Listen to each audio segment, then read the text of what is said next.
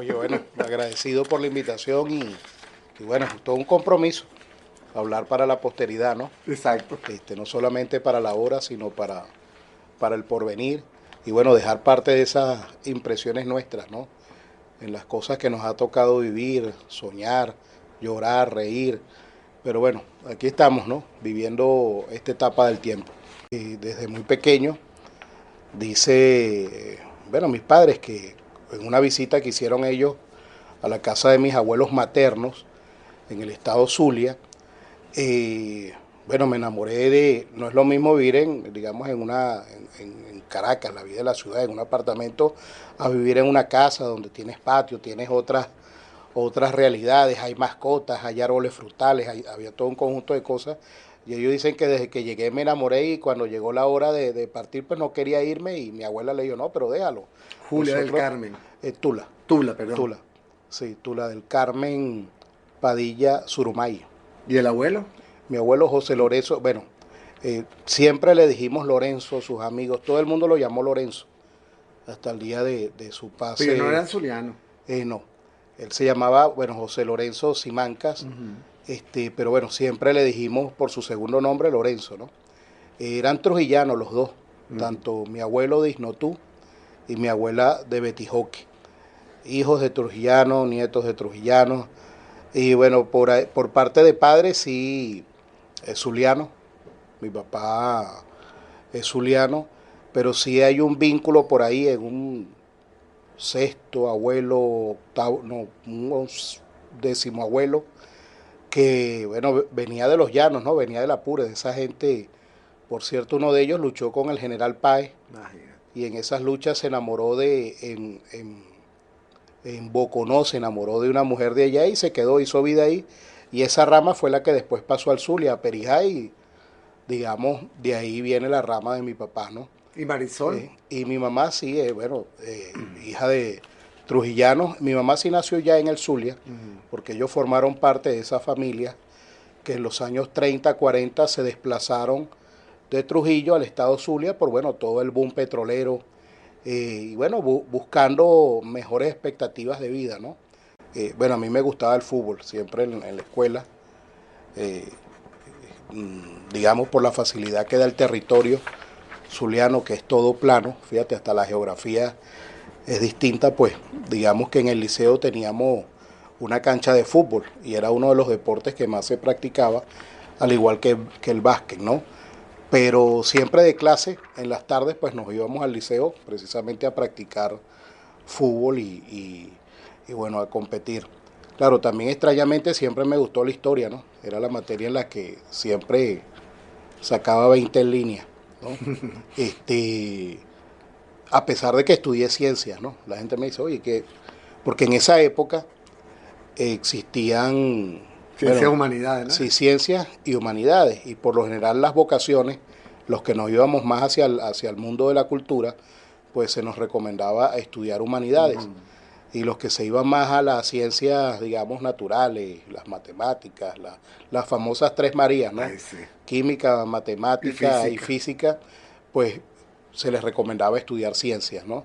Había variantes de materias, sin lugar a dudas, pero siendo eso una zona petrolera, la verdad es que los liceos que daban humanidades estaban muy contaditos, porque el esfuerzo del Estado se concentraba precisamente en formar y capacitar personas que asumieran luego la posibilidad de trabajar en lo que es la industria petrolera, tanto en el aspecto público como bueno, en todas esas empresas subsidiarias que prestaban servicio a la misma empresa petrolera, ¿no? Entonces, bueno, me tocó estudiar ciencia, ¿no? Pero mi fuerte siempre fue, bueno, la historia, la literatura, el aspecto cultural y bueno, fue lo que luego decidió que bueno, que tomara la opción de historia. Fíjate, ahí me pasó algo interesante, porque la familia siempre le recomienda a uno que estudie algo. Y como la mayoría de mis tíos eran abogados, ellos, Típico. ellos querían que yo fuera abogado. Y entonces yo metí derecho en para opté a derecho en la Universidad del Zulia e inscribí historia en la Universidad Central.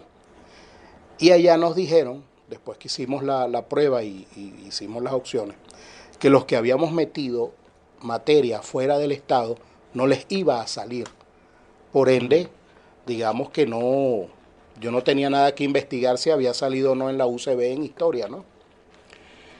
Bueno, el hecho es que no salí en Derecho en la Universidad del Zulia. Y bueno, digamos que la otra vía era la de mi papá. Bueno, que ingresara yo a las Fuerzas Armadas, ¿no?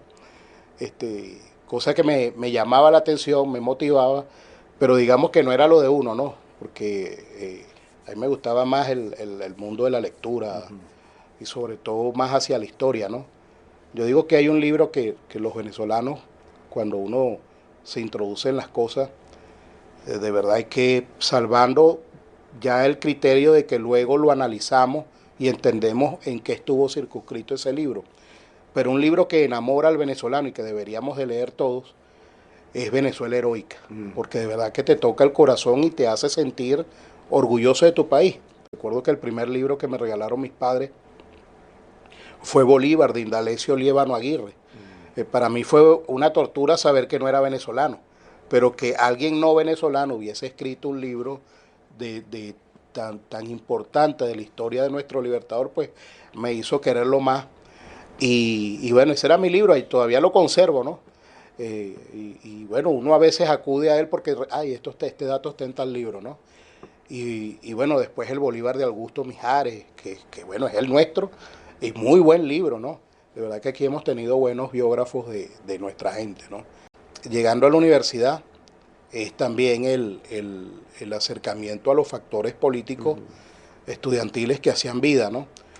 Los de izquierda, los de derecha, los de ultraderecha, y bueno, los nacionalistas nuestros, ¿no? Los grupos en aquel momento ya vinculándose a lo que fue el movimiento del MBR 200, que se hacían reuniones en la facultad, y digamos que yo me acerqué a esos grupos porque habiéndome formado en la historia romántica nuestra, ¿no? En esas lecturas sobre Bolívar, pues digamos que el primer campo de acercamiento de uno es precisamente todas esas ideas que estaba promocionando el comandante Chávez de Bolívar, ¿Pero eso lo el traías del bolivarianismo. Zulia o fue que Sí. se te despertó No, en la central? lo traía del Zulia, ¿no? Okay. Más vinculado a ideas nacionalistas que otra cosa.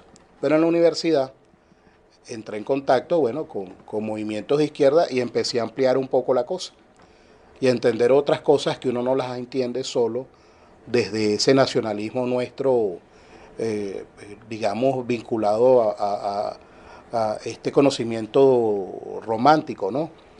Y empiezas a ver otras cosas. A mí, de verdad, y bueno, y estudiando en la escuela de historia, que no es una escuela de historia para hacerle oda ni ensalzar a los próceres ni los procesos, sino que busca llegar a la verdad histórica de los hechos a través, bueno, de la investigación, del análisis, de la reflexión.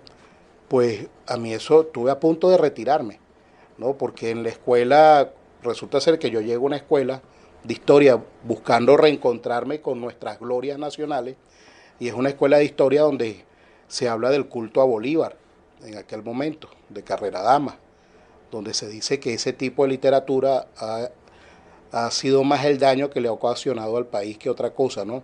Para mí fue, incluso hubo debates ahí, porque así como yo iban muchos que iban con la misma idea, que no era una escuela para formar educadores, que no era una escuela para formar adoradores de héroes de la patria, sino que era una escuela para motivar el análisis, la reflexión y tratar de encontrar la verdad de los hechos del pasado, ¿no? Orientada a la investigación. Y que la historia nuestra está orientada, por lo menos la que se imparte a través de nuestros planes educativos, porque hasta hice una investigación de eso. Me fui revisando los libros de historia, desde el que yo estudié en el bachillerato, desde el de Arias Amaro hacia atrás. ¿Quién fue antes de Arias Amaro? ¿Quién fue antes?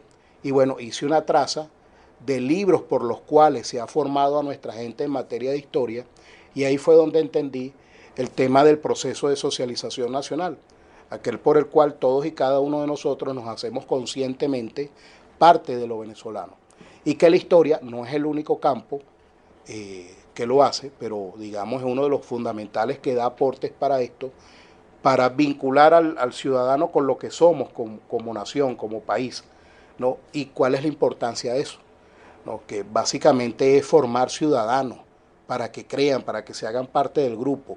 Entonces, eso tiene que ver con delinear, ¿no? Dentro de los programas educativos algunas trazas, en este caso de lo que es la historia.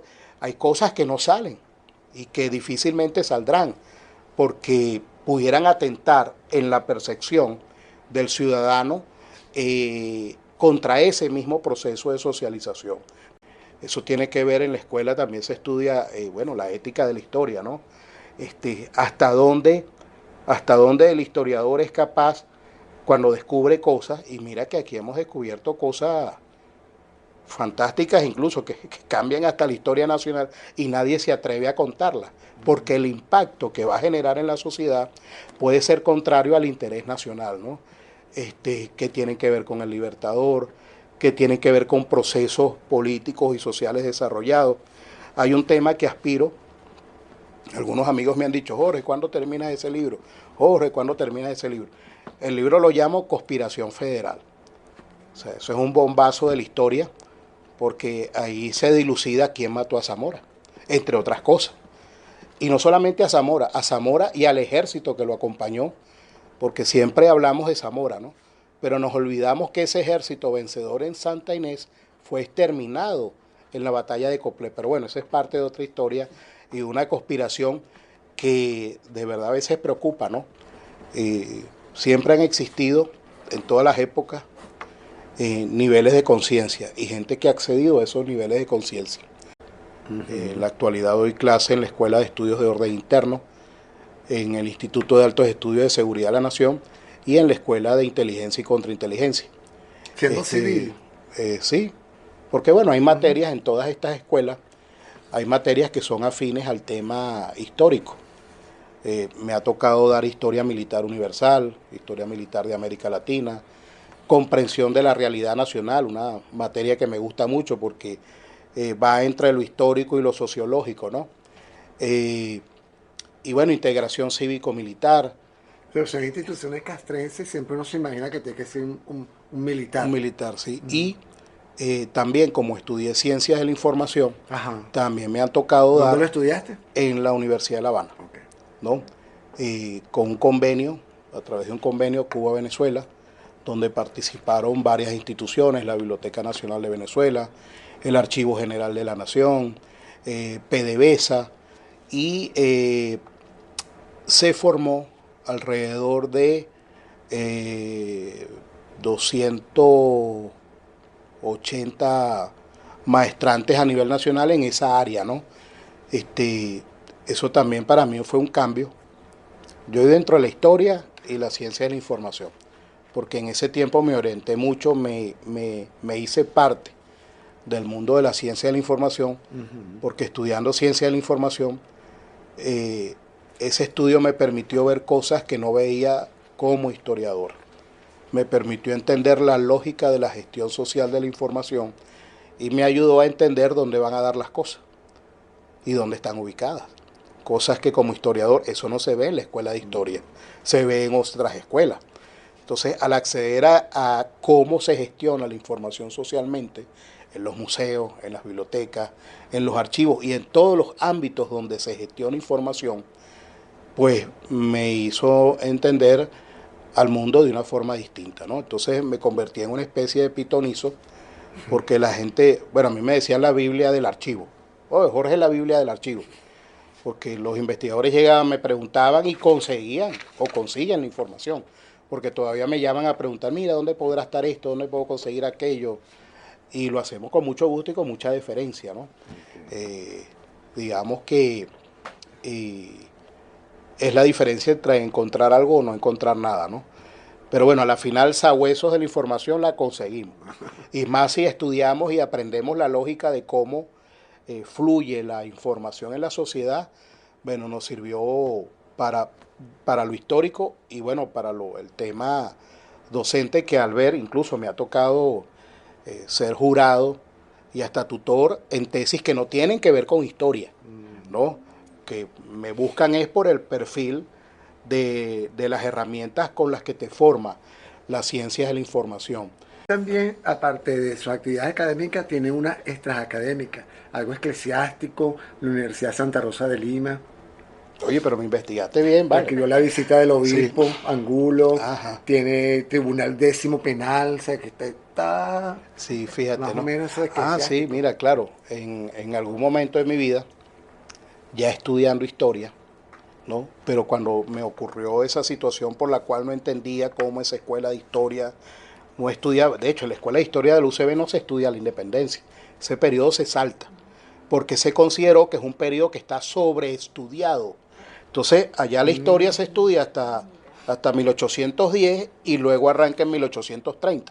El periodo de la independencia no se estudia, está borrado ahí del pensum porque se consideró que era un periodo muy sobreestudiado y que no debía de seguirse abordando, ¿no? Eso a mí me marcó, imagínate. Entonces, en ese momento como que si será esto lo mío, mi lado, eh, mi, digamos ese lado jurídico de la familia dijo, este es el gran momento, y me invitaron para que conociera cómo era el mundo del derecho, para que trabajara con una tía que Tribunal décimo penal. el Tribunal Décimo Penal, a través de una tía, habló con una amiga de ella, entonces, bueno, igual me acuerdo que tuve que hacer examen físico, médico, me hicieron prueba de mecanografía porque en esa época Las máquinas. todavía no había las computadoras, ya existían las computadoras, pero los tribunales nuestros Y tipe. y el TIPES no tenían computadoras y había que agarrar prueba de dictado sin ver teclado, Ay, sí. era, menos mal que uno en el liceo veía comercio Ajá. y en comercio veías mecanografía, Sí. ¿no? Este, pero bueno, ya uno ha perdido, yo digo, oye, Ya no se nota la tecla. sí, ping, y tomar declaraciones. Y entonces entro al mundo de un tribunal penal. Quizás si hubiese entrado a un tribunal mercantil hubiese sido otra cosa, pero ingresé a un tribunal penal donde uno ve, eso hace 3 códigos penales atrás, donde tú eras culpable hasta que se lograra demostrar tu Todo lo inocencia. contrario. Era al revés, la visión opuesta, ¿no? Ahora usted es inocente hasta que logren demostrar que usted lo hizo. Mira, tú sabes que muy poca gente sabe, porque todavía hay gente que me dice, bueno, ¿y en qué momento hiciste tú esto? ¿Cuántos años tienes tú? Nada de monaguillo. No, fíjate, estudiando en la escuela de historia, eh, yo creo que estaría como en el sí, tercer semestre. Y uno empieza a hacer sus prácticas, en aquel momento se hacían prácticas en la Academia Nacional de la Historia. Era cuando uno accedía a los expedientes antiguos y la idea es que usted practicara la paleografía, analizaras un caso del periodo, era como un primer acercamiento a una investigación en un centro de, de información y documentación, ¿no? A mí me gustó el tema de la paleografía, de transcribir los documentos antiguos y me apasioné con eso, ¿no? Porque, bueno, al principio obviamente no entendía muchas cosas. ¿Qué dirá aquí? ¿Qué será esto? Es difícil. Eso es una abreviatura, pero bueno, uno va aprendiendo. Eso se aprende más que por cursos, se aprende por práctica y por experiencia. Okay. Me gustó ese y digamos que lo aprendí a hacer bien. Y en aquel momento el rector del Seminario Santa Rosa de Lima necesitaba ubicar paleógrafos para hacer unas transcripciones de documentos antiguos, ¿no? Y una profesora amiga en común fue la que le recomendó, yo tengo una persona que puede serte de interés y bueno, arman equipo porque digamos que se iba a necesitar mucha gente, ¿no? Porque eran más de 11.000 folios de información, ¿no? Lo que se iba a transcribir. Toda la visita pastoral de un obispo, en este caso del obispo Fray Gonzalo de Angulo, que fue obispo de Venezuela, entre 1617 y 1626, ¿no? Perdón, 33. O sea que fue una gestión, digamos, grande y voluminosa y su archivo todavía lo resguarda la Iglesia Católica en el archivo histórico de la Arquidiócesis de Caracas, ¿no? Bueno, fuimos a la reunión, el padre nos comentó de qué se trataba, que era transcribir la visita del obispo Fray Gonzalo de Angulo, es letra procesal encadenada. Ese era otro reto, porque esa es una letra que parece árabe, ¿no? Pero es castellano antiguo y tiene sus particularidades de transcripción, no es cualquier cosa. Y bueno, armamos un equipo, éramos como 15 estudiantes de la escuela de historia, y bueno, fue pasando el tiempo y el que reportaba, el que siempre llegaba con la tarea hecha, era este servidor que está acá. Y los otros se fueron yendo, porque es que no es fácil transcribir letras del siglo XVI, del siglo XVII, ¿no? Y cansa, y es la lectura, y es, bueno, y bueno, nos pagaba muy bien. Entonces, mientras más transcribiera usted, más ganaba. De hecho, llegué a ser, durante ese periodo,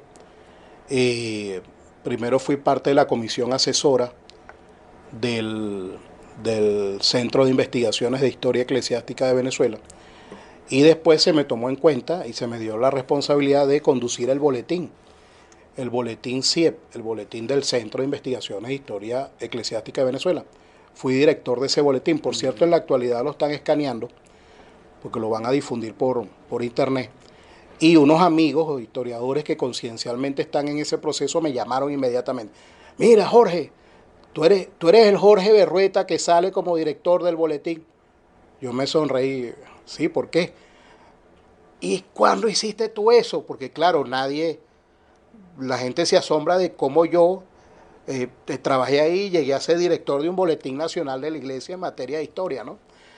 Sí, soy yo, pero ¿cuándo, coño, llegaste tú a meterte en eso, no? Bueno, imagínate, es parte de... Cuando ustedes no me veían por la escuela luchando, armando peo, andaba ahí transcribiendo, haciendo otras cosas, ¿no? Y bueno, fue una experiencia muy bonita, que me enseñó diseño, que me enseñó, bueno, el montaje de libros, el intercambiar con los que escriben los artículos, pedírselos, enviárselos al correo. Fue una experiencia bien corregir. Ahí me costó un poco porque venía de la transcripción y entonces, uy, bueno, sí, ahí nos ayudábamos, ¿no? Pero bueno, fue una experiencia muy bonita, pero sí me di cuenta que cada vez me absorbía, la iglesia absorbe mucho. La iglesia, digamos, no la expresión de la doctrina de la fe, sino la iglesia en lo administrativo. Digamos, la iglesia no es solamente lo que vemos, el acto de la misa, sino que tras la misa hay toda una institución que cumple labores administrativas, educativas, formativas, de todo tipo. Incluso tienen hasta su servicio de inteligencia, de ellos mismos.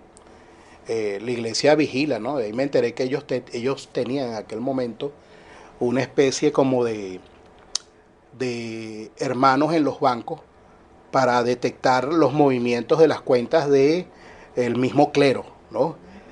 Como que para que Roma no se viese afectado en sus intereses bueno, porque bueno, como es caras vemos, corazones no sabemos. Y había un dicho que siempre decían ahí, bueno, Roma perdona pero no olvida. También empezó el tema de la coyuntura política, el tema de la iglesia empezaba digamos, a aparecer en el tema de la diatriba política.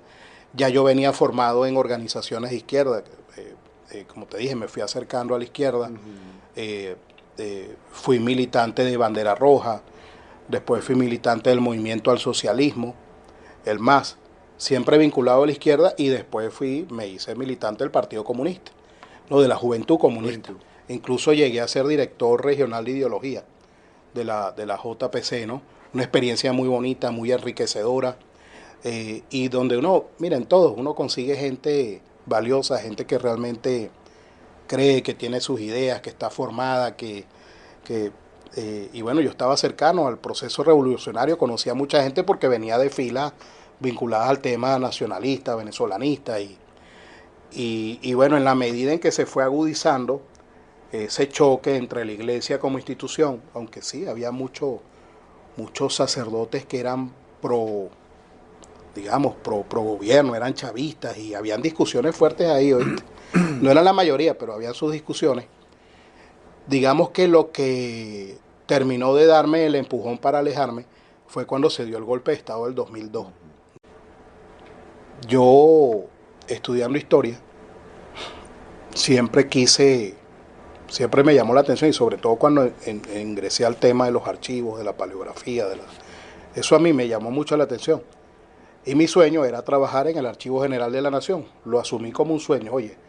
Pero en aquel momento le decían a uno que, oye, el Archivo General de la Nación, los que estamos retratados aquí en este tema de izquierda, claro, te estoy hablando un poquito más atrás, antes de Chávez. Hay listas que elaboran donde si te ven ahí no te van a dejar trabajar ahí. Bueno, eso tenía algo de realidad, pero no era totalmente así. Un ejemplo es Biblioteca Nacional. Aquí trabajó mucha gente de izquierda, que ya era de izquierda cuando empezó a trabajar acá. Y bueno, uno a veces dice por esas alianzas también que vienen de la lucha antiperejimenista, ¿no? Donde adecos y comunistas compartieron cárcel. Entonces había digamos, esa amistad fuera del tema político que se construyó estando presos y bueno, digamos que había como un respeto a eso. Bueno, el hijo de fulano, bueno, estuvimos presos juntos. Exacto. Dale, porque sí había listas donde, bueno, si usted aparecía en esa lista, usted no conseguía trabajo acá. Y bueno, el hecho es que siempre me quedó como un sueño de trabajar ahí. Ha sido una experiencia de estos años. Y bueno, con los estudios que tuve la oportunidad de realizar en la Universidad de La Habana, en este campo de ciencia de la información, eso te abre la mente porque es aplicable a la vida incluso, ¿no? Porque entiendes la lógica de gestión social de la información, dónde puede ubicarse, a dónde por lo general se traslada el tema de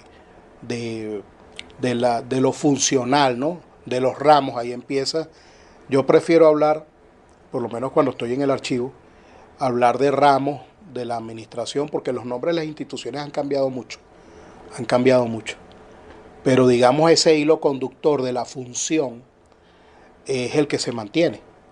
Por ejemplo, hay ramos como en la actualidad, el Ministerio del Poder Popular para la Defensa. Ese es uno de los ministerios, o de los ramos, mejor dicho, de la administración del Estado más antiguo, nace con la República. Hay historiadores nuestros que como lo que acuden es a esa fuente, fíjate, estoy haciendo aquí una crítica, digamos, constructiva delicada, porque la facilidad del Internet yo la descargo de ahí, pero no vienes a la biblioteca a encontrarte con lo otro.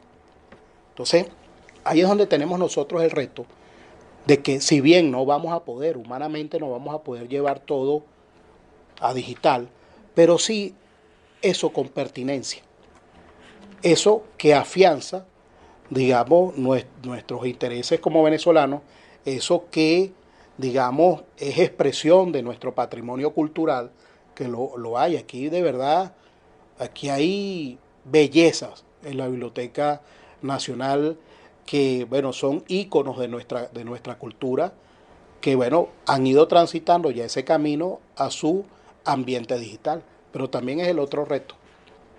No es solamente lo que está en físico que podamos llevar a digital, es también lo que están haciendo nativo digital.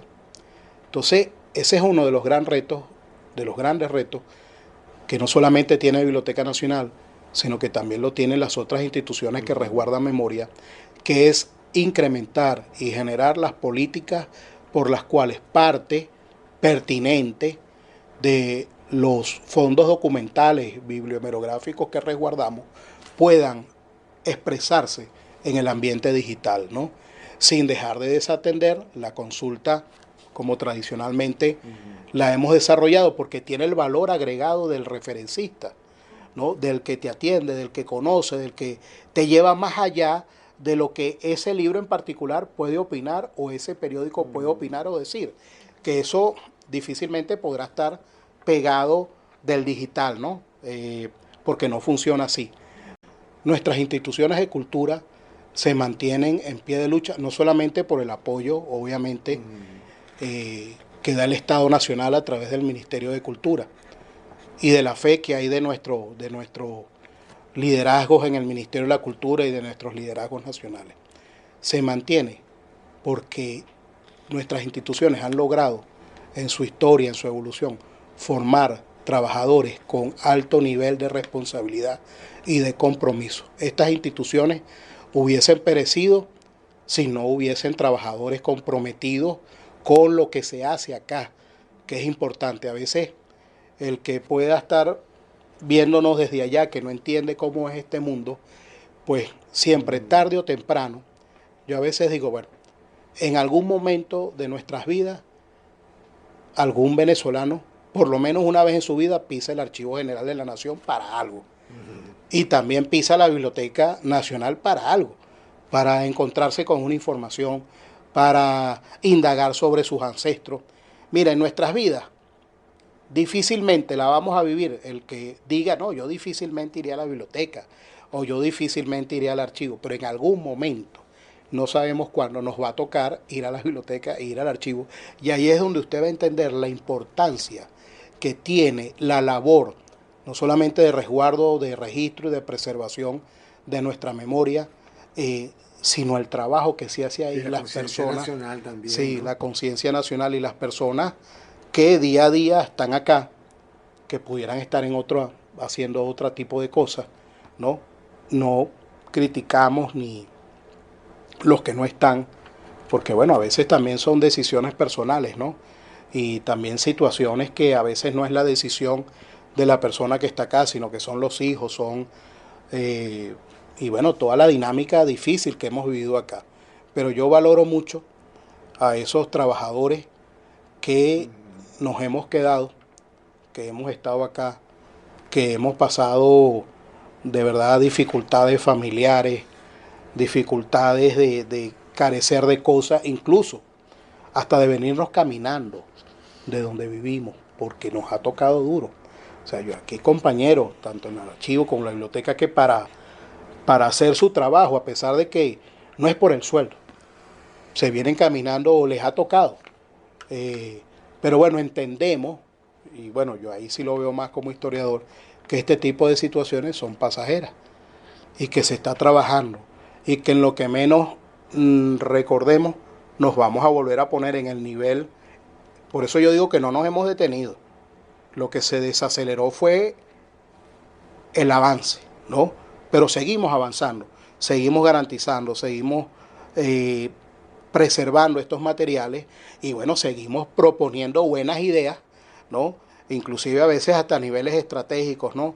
Cómo lo hacemos desde algo interactivo con los mismos trabajadores, de bueno, seguir en esta pelea, digamos, y tenemos aliados, tenemos también instituciones hermanas que bueno, siempre están pendientes para darnos el apoyo, porque entienden que también la Biblioteca Nacional de Venezuela, en su historia, aquí y en el enriquecimiento de colecciones que tenemos acá, hay libros de otros países que ya solo están aquí, en sus países de origen no los tienen. Entonces hay gente que cuando ocurren cosas acá de una vez, porque saben, en Venezuela hay cosas nuestras que no están en sus países, ¿no? O sea que esto que tenemos acá en Biblioteca Nacional de Venezuela y en el Archivo General de la Nación, no solamente tiene dolientes venezolanos, sino que tiene dolientes venidos de otras latitudes. La historia, por lo menos la que se ha contado, la que se ha registrado, la que se ha escrito, tiene grados de subjetividad, ¿no? Hay una búsqueda. Yo sé que a diferencia de la comunicación social, el comunicador social habla de la objetividad, ¿no? Pero para el historiador es un poco más complicado hablar de la objetividad absoluta. Nosotros hablamos de la búsqueda de la objetividad, de tratar de ser lo más objetivo posible. Sobre todo, básicamente, porque planteamos que de alguna u otra manera el que investiga algo, el que se compenetra con un tema, se va familiarizando con alguna visión y se va como que captando con el personaje, dejando captar por el personaje o por el hecho o por la situación, ¿no? Entonces es como que difícil porque en el fondo cuando tú lees, tú ves, tú ves una opinión formada en torno a algo. Nosotros tratamos de que lo que investigamos sea el lector el que tome la última decisión. No hacer afirmaciones tajantes ni contundentes porque efectivamente cuando uno se reencuentra con la historia consigue cosas que no fueron como la contaron otras personas por distintos tipos de intereses, ¿no? O por esto que estábamos conversando hace rato, ¿no? Entonces hay un alto elemento de subjetividad en la producción histórica nuestra, ¿no? Y eso cuando te dije que yo me hice un paseo por todos los libros que han contado la historia nuestra, desde ahorita hasta 1830, es donde uno se da cuenta si efectivamente la historia ha tenido direccionalidades, por no decirlo, digamos, con una palabra que pueda herir la situación, ¿no? Incluso temas como esto que está haciendo el Perú, retocar la historia y afianzar solo una visión que hasta hace poco había sido descartada, pero que ellos insisten porque están obligados a vincular en el relato glorioso, histórico de su historia, a gente nacida allá. Porque es duro, uno lo puede entender, es duro estar en una celebración bicentenaria hablando de venezolanos, ¿no? Y más con la situación actual, ¿no?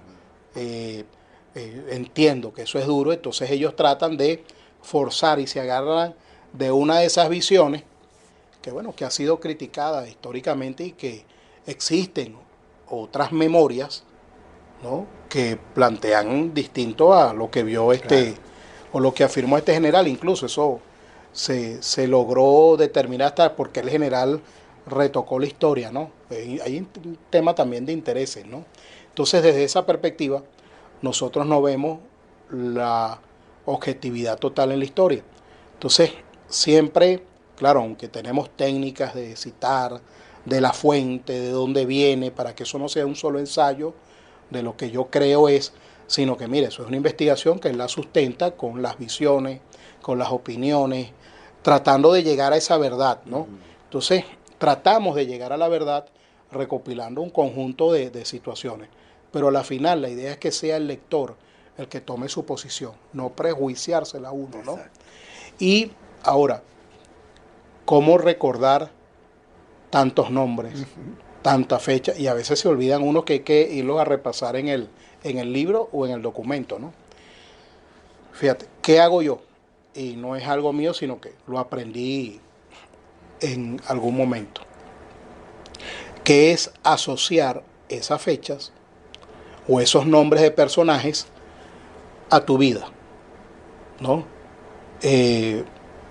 Por la inicial de una letra de tu papá, de tu mamá, de tu hermano, de un amigo, o si la persona se llama igual a un amigo, recordar al amigo. O sea, tú, ese nombre de esa persona, y mira que me ha resultado, porque aquí hay apellidos y nombres que a veces cuesta recordarlos, ¿no? Pero cuando tú lo asocias y lo lees, lo voy a asociar al nombre de la vecina. A Raúl Jiménez. Ajá, O algo así. Sí, exacto, a fulana, Ajá. ¿no? Eso ayuda a recordar, ¿no? O algún apellido, a veces el apellido, oye, fulano tiene este apellido. Entonces cuando lo intente recordar, voy a recordar tal, ¿no?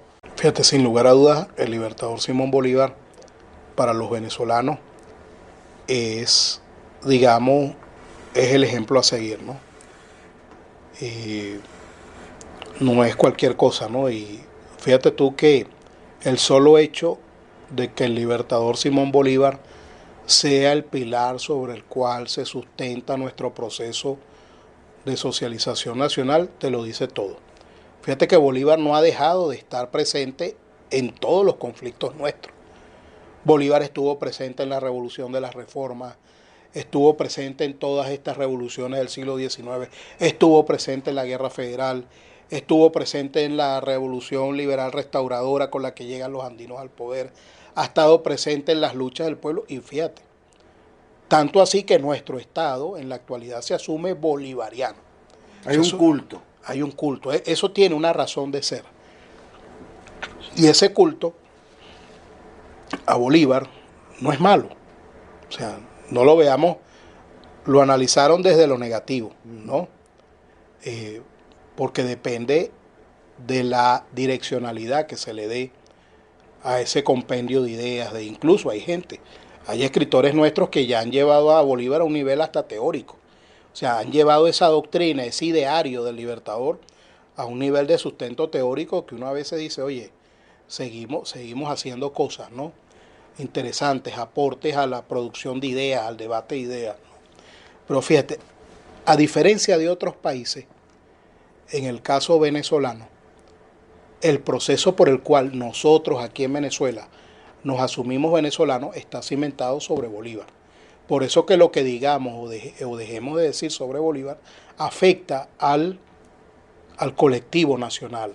Entonces, Bolívar, digamos, es ese andamiaje por el cual el venezolano se asume venezolano. Está dentro del proceso por el cual nos hacemos venezolanos.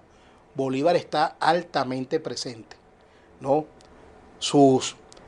Todas esas ideas, todas esas reflexiones, su modo de proceder, y sigue siendo materia de discusión en tanto si hizo esto, por qué hizo aquello, por qué no hizo esto en este otro momento.